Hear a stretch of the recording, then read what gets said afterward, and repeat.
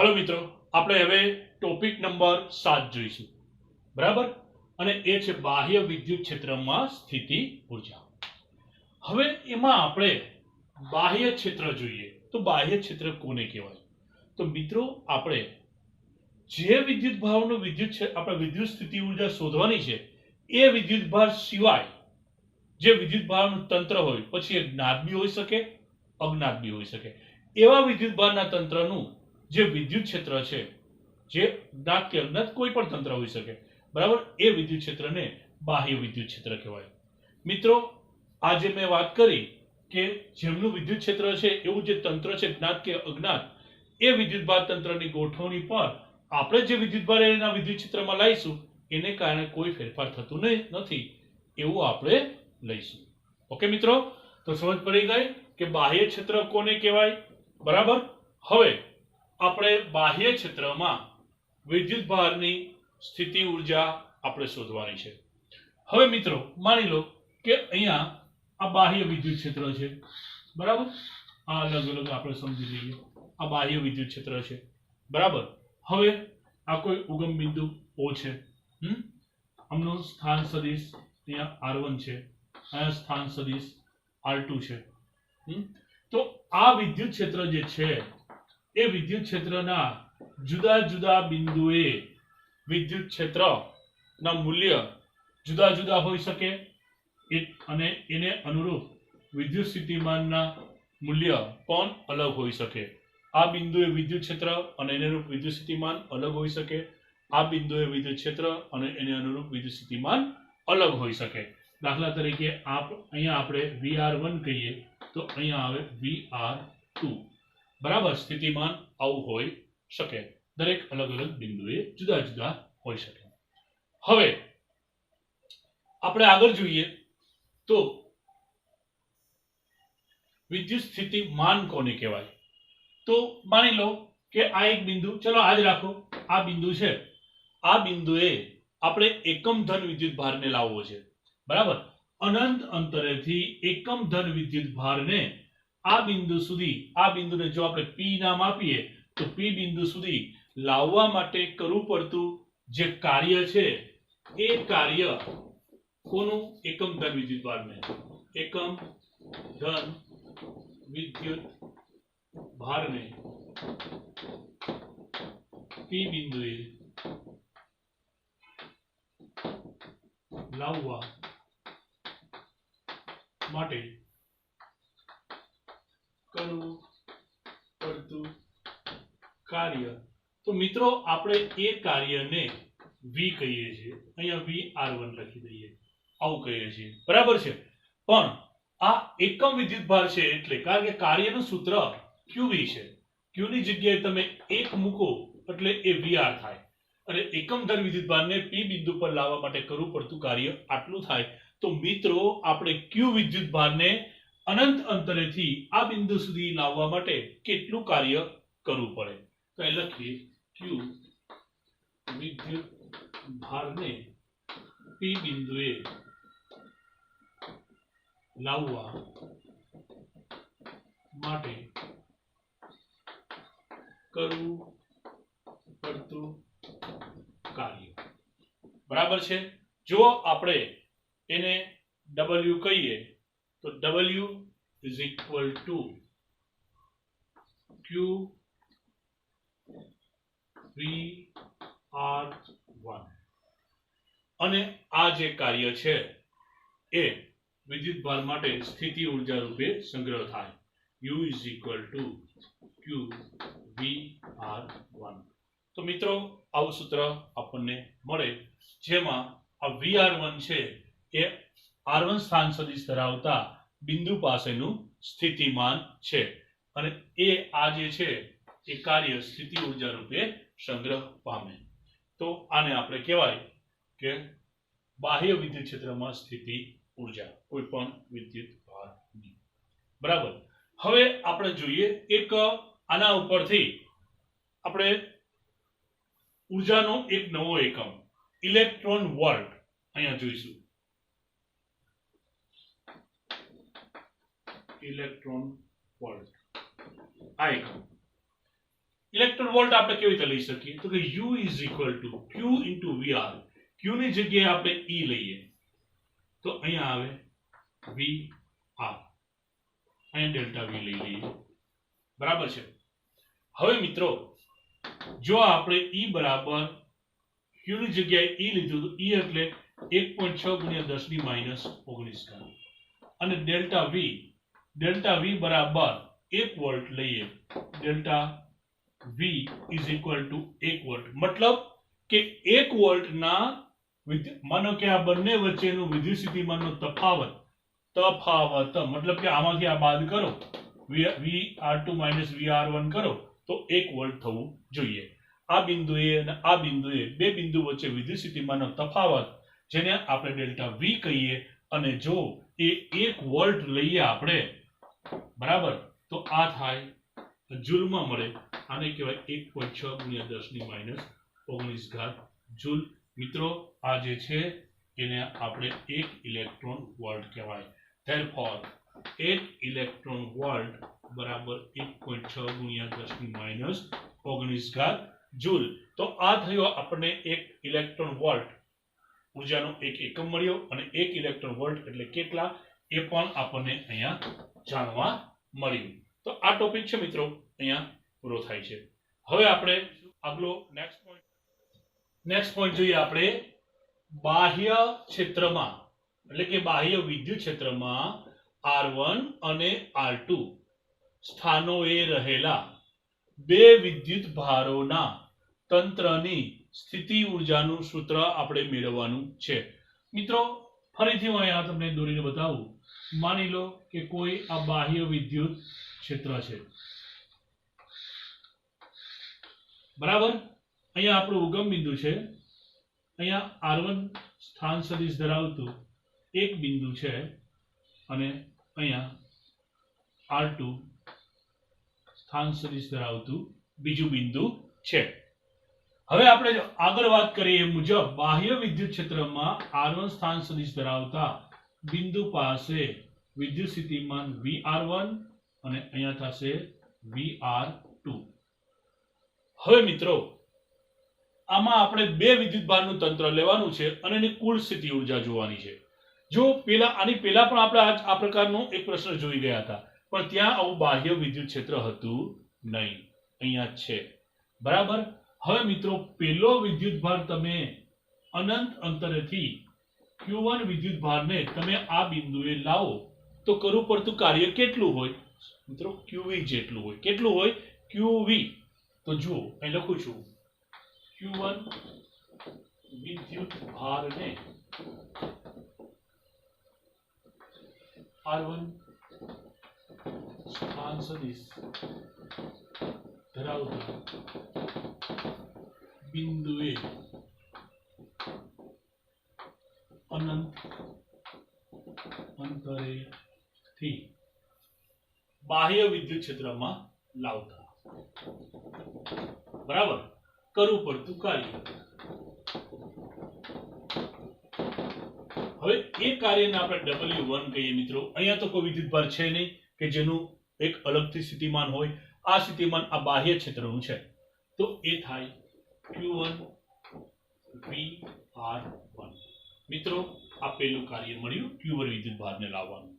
હવે મિત્રો અહીંયા જ્યારે Q1 વિદ્યુત ભાર આવે તો આ Q1 વિદ્યુત ભારની અસર અહીંયા હોય એટલે અહીંયા આ વિદ્યુત સ્થિતિમાન તો છે જ. એના ઉપરાંત હવે આ વિદ્યુત ભારને કારણે એક બીજું સ્થિતિમાન હોય અને કેટલું હોય કે Q/R. આપણે ભણી ગયા છે મિત્રો બરાબર ને. એ R એટલે શું તો કે R એટલે આ R12 બરાબર. તો અહીં લખી દઈએ KQ2/KQ1/R12. અહીંયા બે સ્થિતિમાન છે બરાબર. હવે Q2 ને તમારે અનંત અંતરેથી અહીંયા લાવવું છે. લખીએ Q2 વિદ્યુત ભાર ને અનંત અંતરેથી R2 સ્થાન સદિશ ધરાવતા બિંદુએ લાવતા કરવું કાર્ય. તો મિત્રો કેટલું થાય? તો એને આપણે જો W2 કહીએ મિત્રો, એક છે પહેલા આપણે આમને નથી લેતા, આ એક જ સ્થિતિમાનને લઈએ તો એ થશે Q2 VR2, બરાબર મિત્રો. અને બીજું તેમજ Q1 ના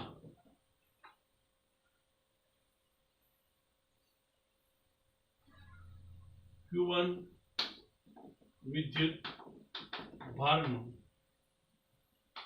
આ બિંદુએ સ્થિતિમાન KQ1/R12 હોય છે, તેથી તેને કારણે Q2 પર કરવું પડતું કાર્ય. તો મિત્રો એને આપણે W3 કહીએ તો એ આવે Q2 KQ1/R12, મતલબ KQ1 Q2/R12 આવું થાય. જોડે લઈ લીધું તો પણ ચાલે. તો કુલ કાર્ય W is equal to W1 plus W2 plus W3 is equal to Q1 VR1 plus Q2 VR2 plus KQ1 Q2/R12 આટલું થાય. અને આ જે કાર્ય છે એ સ્થિતિ ઉર્જા રૂપે સંગ્રહાય.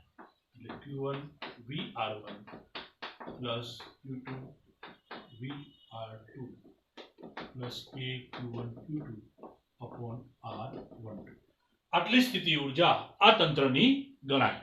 બરાબર છે. હવે આપણે આના પરથી એક એક્ઝામ્પલ લઈશું. મિત્રો આપણે ઉદાહરણ 2.5 જોઈશું. ઉદાહરણ 2.5 ની અંદર રકમ છે -R1 is equal to -900 centimetre અને 900 સેન્ટીમીટર સ્થાનોએ રહેલા બે વિદ્યુત ભારો અનુક્રમે 7 માઇક્રોકુલમ, એટલે આ છે 7 માઇક્રો એટલે 10⁻6 ઘાત, આવું લખેલું છે 7 માઇક્રોકુલમ 10⁻6 કુલમ. અને બીજો વિદ્યુત ભાર છે એ -2 માઇક્રોકુલમ એટલે કે -2 × 10⁻6 કુલમ, જે મેં અહીંયા ઓલરેડી લખી નાખ્યું છે. બરાબર છે. હવે શું પૂછે છે કે આટલું છે, બરાબર. તો આ બે વિદ્યુત ભારથી બનતા તંત્રની સ્થિત સ્થિતિ ઉર્જા શોધો. અહીંયા આપણે સ્થિત સ્થિતિ ઉર્જા શોધવાની થાય છે. તો મિત્રો સ્થિતિ ઉર્જાનું સૂત્ર આપણને ખબર છે, એકદમ સિમ્પલ છે. U is equal to KQ1 Q2/R. તો K એટલે 9 × 10⁹, Q1 એટલે આપણી પાસે છે જ આ રહ્યા, Q2 પણ છે, અને અંતર મેં આમના પરથી મેળવ્યું છે R2 - R1 કરી અને આપણે આગળ ભણી ગયા એ મુજબ 18 સેન્ટીમીટર, આ સેન્ટીમીટરમાં છે એટલે કે 0.18 મીટર. સેન્ટીમીટરના મીટરમાં કન્વર્ટ કર્યા તો એ મેં અહીં લખ્યા. આનું આપણે કેલ્ક્યુલેશન કરશો તો 0.7 જૂલ આવશે. હવે આપણે ટોપિક જોઈએ બી. બરાબર. બી ટોપિકની અંદર એવું કહે છે કે બે વિદ્યુત ભારોને એકબીજાથી અનંત અંતર સુધી જુદા પાડવા માટે, હવે એકવાર આપણે આટલા અંતરે આ બે જે કે છે R1 અને R, માની લો કે આનું આ R1 છે, આ R2 છે, આપણે બંને આપ્યા છે. અહીંયા વિદ્યુત ભાર Q1 છે, અહીંયા Q2 છે. હવે આને આપણે અનંત અંતરે બંનેને લઈ જવા છે. તો અનંત અંતર લઈ જવા માટે કેટલું કાર્ય જરૂરી છે એ આપણે અહીંયા શોધવાનું છે. તો ચાલો મિત્રો આપણે એનું કેલ્ક્યુલેશન. બે વિદ્યુત ભારોને એકબીજાથી અનંત અંતરે લઈ જવા માટે જરૂરી ઉર્જા, તો મિત્રો એ W2 થાય, પ્રારંભિક ને અંતિમ. તો U2 - U1. U2 એટલે આપણે અહીંયા છીએ અને અનંત અંતરે જવું છે, તો આ પ્રારંભિક થઈ અનંત અંતરે અંતિમ થઈ. તો આપણા સૂત્રમાં W2 is equal to U2 એટલે કે અંતિમ સ્થિતિ ઉર્જા માઈનસ પ્રારંભિક, એટલે કે U2 - U1. આ પ્રારંભિક છે. તો U2 અંતિમ એટલે અનંત અંતરે, અને મિત્રો આપણે અનંત અંતરે સ્થિતિ ઉર્જા શૂન્ય લઈએ છીએ, માટે આ થઈ 0, અને આ પ્રારંભિક એટલે કે U, તો અહીંયા 0 માઇનસ યુ માઇનસ અને યુ એટલે કેટલા છે -0.7 થયા માઇનસ માઇનસ પ્લસ એટલે કે 0.7 જૂલ. શેના ઉપરથી ખબર પડી? પરિણામ નંબર 1 પરથી. હવે આપણે ત્રીજો ટોપિક જોઈએ. તો એમાં ત્રીજા ક્વેશ્ચનમાં ત્રીજો ટોપિક આપણને એવું કહે છે કે ધારો કે આ વિદ્યુત ભારોના તંત્રને બાહ્ય વિદ્યુત ક્ષેત્ર E બરાબર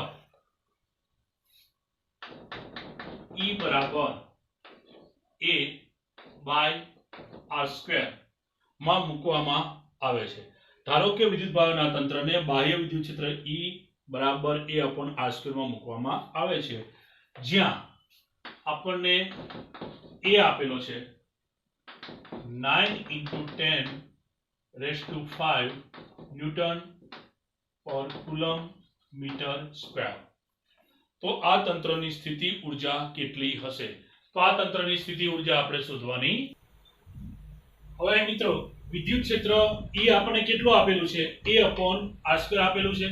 ઓકે, એમાં A જે છે એનું મૂલ્ય 9 × 10⁵ ન્યૂટન પર કુલમ મીટર સ્ક્વેર છે, જે હમણાં આપણે રકમમાં જોયું. બાહ્ય ક્ષેત્રમાં, બાહ્ય ક્ષેત્ર એટલે કયું? આ ક્ષેત્ર. બાહ્ય ક્ષેત્રમાં બે વિદ્યુતભારોની કુલ બે વિદ્યુતભાર કયા? Q1 અને Q2 ની કુલ સ્થિતિ ઊર્જા આપણે શોધવાની છે. મિત્રો આપણે બાહ્ય ક્ષેત્રમાં રહેલા બે વિદ્યુતભારોની કુલ સ્થિતિ ઊર્જા માટે હમણાં જ આપણે થિયરીમાં ભણી ગયા. તો એ સૂત્ર કયું? તો કે એ સૂત્ર આ છે, તમને યાદ હશે. U = Q1 VR1 Q2 VR2 K Q1 Q2/R1. હવે મિત્રો V શું છે? તો V = ER. હવે E એટલે શું? A/r². A/r² ના R ગયા, વધ્યા A/r. ઓકે, V1, આ V નું સૂત્ર આપણે મેળવ્યું V = A/r. પણ જો V1 લો તો V1 માટે R ની જગ્યાએ R1 લખાય અને V2 લો તેમાં R ની જગ્યાએ R2 લખાય. A/r2 અને અહીંયા A/r1. આ જે કિંમત V1 અને V2 ની છે એને આપણે આ જગ્યાએ મૂકીએ. V1 V2 ના લખવું હોય તો VR1 લખું છું, અહીંયા VR2. બરાબર છે? એટલે આપણને ખ્યાલ આવે. તો V અહીંયા સૂત્ર જો U = Q1 VR1, R1 એટલે A/r1 Q2 A/r2 K Q1 Q2/R1. બરાબર? બધાની કિંમત મૂકીએ. Q1 તો Q1 મિત્રો ક્યાં છે આપણી જોડે? આ રહ્યો 7 × 10⁻6. 7 × 10⁻6 એની વેલ્યુ આપણી પાસે અહીંયા છે 9 × 10⁵. 9 × 10⁵/R1. તો મિત્રો R1 આપણા માટે આ છે, બરાબર? 900 સેન્ટીમીટર, મતલબ કે 9 સેન્ટીમીટર x અક્ષ પર. મતલબ આપણા મૂલ્યની ખાલી મહત્વ છે. તો 9 સેન્ટીમીટર એટલે કે 0.09 મીટર. તો અહીંયા R1 ની જગ્યાએ 0.09 પ્લસ Q2. હવે Q2 વિદ્યુતભાર પોતે નેગેટિવ છે, એટલે અહીંયા પ્લસ ની જગ્યાએ માઇનસ આવશે, એટલે આ -2 × 10⁻6 મૂક્યું. એનું મૂલ્ય જે આપણે અહીંયા હતું એ મૂકી દઈએ. અને R2 મિત્રો R2 એટલે આ છે, એ પણ એટલા જ છે, એટલે 0.09. બરાબર? Plus K Q1 Q2/R12. તો K Q1 Q2/R12 બરાબર -0.7. તો અહીંયા પ્લસ છે અને આ જવાબ માઇનસ છે, એટલે -0.7. આ આખાનું મૂલ્ય આપણે અહીંથી મૂકી દીધું છે. બરાબર? હવે આનું તમે કેલ્ક્યુલેશન કરશો તો આમનું 70 આવશે, આમનું 20 આવશે અને અહીંયા 0.7. આનું કેલ્ક્યુલેશન કરશો તો 49.3 જૂલ એ આમનો આન્સર આવશે. બરાબર છે? તો આ એક્ઝામ્પલ અહીંયા પૂરો થાય છે. હવે આપણે એક નવી થિયરી લઈએ. બરાબર? ચાલો મિત્રો, અહીંયા નવા ટોપિકમાં બાહ્ય ક્ષેત્રમાં ડાયપોલની સ્થિતિ ઊર્જા માટે આપણે વાત કરીશું. તો સમાન બાહ્ય ક્ષેત્ર ખરું પણ સમાન બાહ્ય વિદ્યુત ક્ષેત્રને કારણે ડાયપોલ પરનું પરિણામી બળ. મિત્રો આપણે ડાયપોલ સમાન વિદ્યુત ક્ષેત્રમાં ડાયપોલ વિશે ઓલરેડી આપણે ભણી ચૂક્યા છીએ. હવે સમાન વિદ્યુત ક્ષેત્રમાં જ્યાં ડાયપોલ મૂકવામાં આવે તો એ બંને વિદ્યુતભાર એટલે કે કુલ જે એના પર બળ લાગે ને મિત્રો એ પરિણામી બળ હંમેશા શૂન્ય હોય, પણ પરિણામી ટોર્ક શૂન્ય હોતું નથી. એટલે એ ટોર્ક કેટલું હોય તો કે ટોર્કનું સૂત્ર શું મિત્રો? P ક્રોસ E, બરાબર. તો vector torque is equal to P cross E, જેમાં આપણે જો આમનું મૂલ્ય લઈએ તો mode of vector tau is equal to P sin theta, આટલું થાય. હવે અહીંયા તમે જોઈ શકો છો મિત્રો કે આ ડાયપોલ છે, આ ડાયપોલની ડાયરેક્શન -q થી +q એટલે કે આ દિશામાં હોય, અને વિદ્યુત ક્ષેત્રની દિશા આ છે. ડાયપોલ મોમેન્ટ અને વિદ્યુત ક્ષેત્ર વચ્ચેનો જે ખૂણો છે એ કેટલો છે? થીટા જેટલો છે. હવે મિત્રો આ ડાયપોલ પર ટોર્ક લાગે. હવે એ જે ટોર્ક લાગે તો એ ટોર્કને કારણે આ જે ડાયપોલ છે એ ભ્રમણ કરે. મિત્રો જો આપણે આ ડાયપોલને ટોર્કની વિરુદ્ધમાં, ટોર્ક ની વિરુદ્ધ d થીટા જેટલું કોણીય સ્થાનાંતર આપવા માટે કરવું પડતું કાર્ય. માની લો કે ટોર્ક આમ લાગતો હોય તો આપણે એને આમ d થીટા જેટલું સ્થાનાંતર આપવું હોય તો કેટલું કાર્ય કરવું પડે? તો એ કાર્યને આપણે dw કહીએ તો dw ઇઝ ઇક્વલ ટુ, હવે અહીંયા ટોર્ક છે અને તો એ થશે ટોર્ક d થીટા, બરાબર. આ થયું આપણે કાર્ય. પણ જો આપણે ડાયપોલને θ1 થી θ2 જેટલું કોણીય સ્થાનાંતર કરાવવા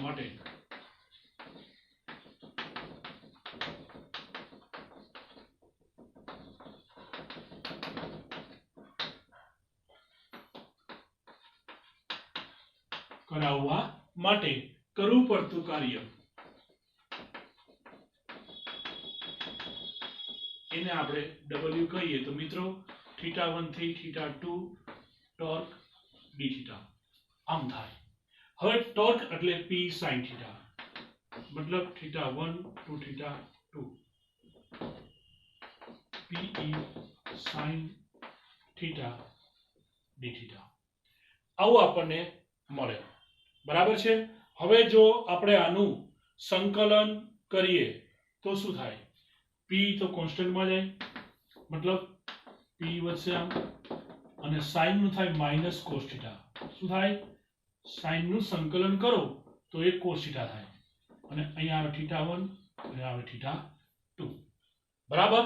હવે મિત્રો જો આને તમે ઉલટાવી નાખો તો માઈનસ નિશાની નીકળી જાય, તો એ આવે Pe cos theta θ2 to θ1 is equal to, પેલા θ1 મૂકો તો આવશે Pe cos θ1 minus cos θ2, આવું સૂત્ર બને.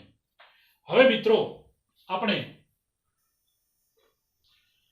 એવું ધારીએ કે ડાયપોલ પ્રારંભમાં વિદ્યુત ક્ષેત્ર સાથે 90 અંશના ખૂણે છે. પ્રારંભમાં મતલબ કે તમારી પાસે θ1 બરાબર 90, અને આ જે 90 અંશના ખૂણે છે ત્યાંથી આપણે એને પ્રમાણ આપી અને થીટા જેટલા કોણે લાવીએ, એટલે કે θ2 બરાબર થીટા જો આપણે લાવીએ તો એ માટે કરવું પડતું આપણે કાર્ય શોધવું હોય તો આપણે એની અંદર આ મૂલ્ય મૂકીએ તો એ કાર્ય કેટલું થાય એ આપણે અહીંયા જોઈએ.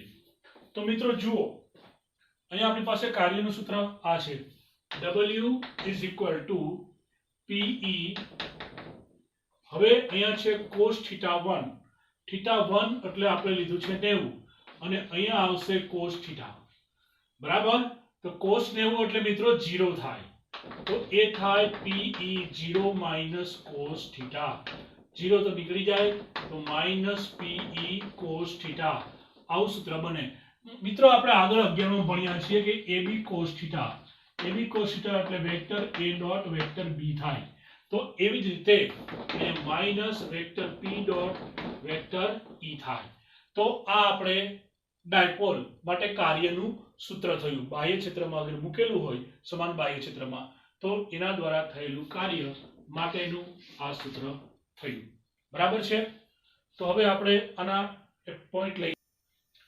પ્રથમ મુદ્દો જોઈએ. જો થીટા ઇઝ ઇક્વલ ટુ 0, આનો મતલબ એવો થાય મિત્રો કે ડાયપોલ મોમેન્ટ અને વિદ્યુત ક્ષેત્ર સમાંતર હોય. બરાબર. તો આ સમાંતર માટે તો એવું હોય તો થીટાની જગ્યાએ તમારે 0 મૂકવાનું થાય. તો એ આવે -p cos 0.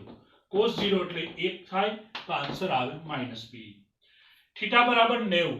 થીટા બરાબર 90 એટલે વિદ્યુત ક્ષેત્ર અને ડાયપોલ બંને વચ્ચેનો ખૂણો કેટલો હોય? 90 નો હોય. બરાબર. તો એવું હોય તો આપણે થીટાની જગ્યા પર 90 મૂકીએ. cos 90 બરાબર 0 એટલે સ્થિતિ ઊર્જા 0 થાય.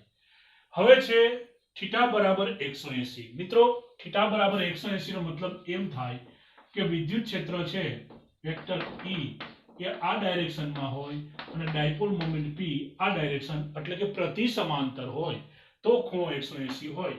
તો અહીંયા 180 મૂકો થીટાની જગ્યા પર, આ જગ્યા પર, તો P cos 180. મિત્રો cos 180 એટલે -1 થાય. તો -1 ગુણ્યા -p, માઇનસ પ્લસ p. તો આ થયું આપણે બાહ્ય ક્ષેત્રમાં ડાયપોલની સ્થિતિ ઊર્જા માટેનો આખો ટોપિક, આખી થિયરી અહીંયા પૂરી થાય. હવે એક આપણે ઉદાહરણ જોઈશું. ઉદાહરણ 2.6 અહીંયા હું લખીને આપું છું હમણાં, પણ એની રકમ વાંચી અને સંભળાવું છું. એક દ્રવ્યના અણુને 10⁻⁻29 કુલમ મીટર જેટલી કાયમી વિદ્યુત ડાયપોલ ચાક માત્રા છે.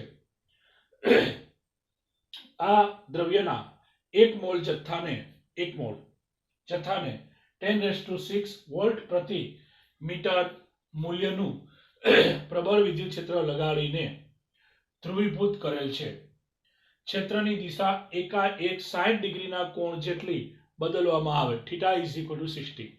બરાબર આવે છે. તો આ દ્રવ્યની ડાયપોલ ક્ષેત્રની નવી દિશામાં ગોઠવતા મુક્ત થતી ઊર્જાની ગણતરી કરો અને સરળતા ખાતર નમૂનાનું 100% ધ્રુવીભવન થયું છે તેમ ધારો. તો આ એક્ઝામ્પલ અનુસાર હું આપને એક્ઝામ્પલ ગણાવું છું. અહીંયા મિત્રો આપણને એક અણુની ડાયપોલ મોમેન્ટ 10⁻⁻29 મીટર છે, આટલી આપેલી છે અને આપણે અણુ કેટલા આપ્યા છે? 1 મોલ. તો 1 મોલ અણુની ડાયપોલ મોમેન્ટ કેટલી થાય? તો કે એક અણુની આટલી હોય તો એને ગુણ્યા આપણે 1 મોલે ગુણી દેવા પડે. તો 1 ની આ અને 1 મોલ એટલે એને એટલે 6 × 10⁻26 જે આપેલું છે આપણને. બેવનો ગુણાકાર કરો કેલ્ક્યુલેશન તો આટલું મળશે. આ 1 મોલ અણુની ડાયપોલ મોમેન્ટ થઈ. હવે વિદ્યુત ક્ષેત્ર E આપણને આપ્યું છે 10⁻6. θ1 0 આપ્યું છે, θ2 60, મતલબ 0 થી 60 ડિગ્રી લઈ જવાનું છે. તો પ્રારંભમાં એટલે કે θ બરાબર જ્યારે 0 પર આપણે ડાયપોલ મોમેન્ટ હોય ત્યારે પ્રારંભિક સ્થિતિ ઊર્જા કેટલી? તો ઇનિશિયલ પોટેન્શિયલ એનર્જી એટલે કે UI is equal to -p sin θ. આગળ આપણે જોયું θ ની જગ્યાએ θ1, p આપણને આપેલો છે, E આપણને આપેલો છે. અહીંયા આ p E આપણે આ રહ્યો અને θ1 એટલે કે 0 એટલે આપણને મળશે -6 જૂલ. એવી જ રીતે અંતિમ સ્થિતિ ઊર્જા UF is equal -p sin θ2.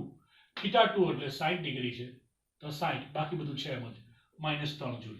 તો આ બંને સ્થિતિ ઊર્જાનો તફાવત લઈએ તો ડેલ્ટા U બરાબર અંતિમ ઊર્જા માઇનસ પ્રારંભિક ઊર્જા.